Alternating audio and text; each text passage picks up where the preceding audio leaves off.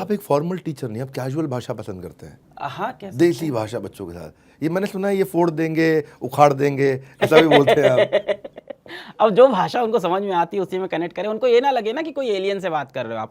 Actually क्या होता है, बच्चे ऑनलाइन में टीचर आपकी दोस्ती हो जाती है थोड़ा। बच्चे ऑनलाइन में टीचर को देखते हैं कि वो कैमरे के उस तरफ कोई दूसरे तरह के इंसान है, वो किसी दूसरी दुनिया से आया है, वो दिल्ली मुंबई से आया हुआ एकदम शर्ट बूट पहना हुआ एकदम तमीज से बात करने वाला एकदम डिफरेंट टीचर है।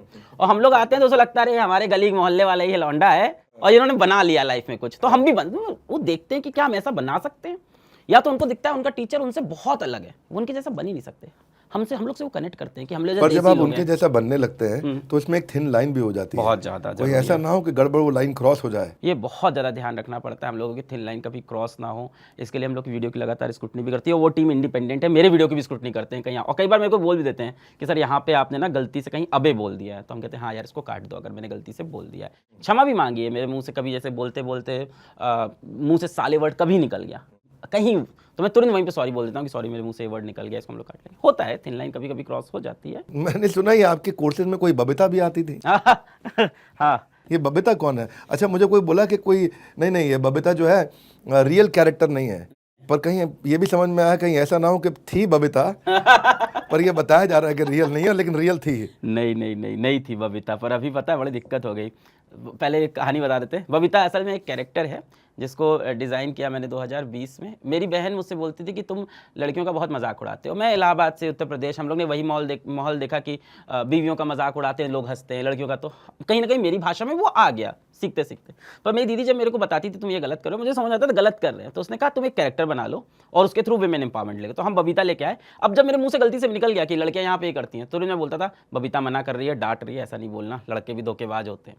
पर अभी एक बड़ा इंसिडेंट ऐसा हो गया कि मेरा जब रिश्ता चल रहा था, बरिश्ते की बात अभी आपने लाई, तो उनके घर की जो दादी हैं और दादाजी हैं, उन्होंने बीच में एक दिन अचानक से रिश्ता कट के सोचा, उन्होंने बोला उसकी ऑलरेडी शादी हो रखी है, ये देखो बबीता नाम की लड़की से। तो हमने फिर बताया नहीं। तो ये लव मैरिज है आपकी अरेंज?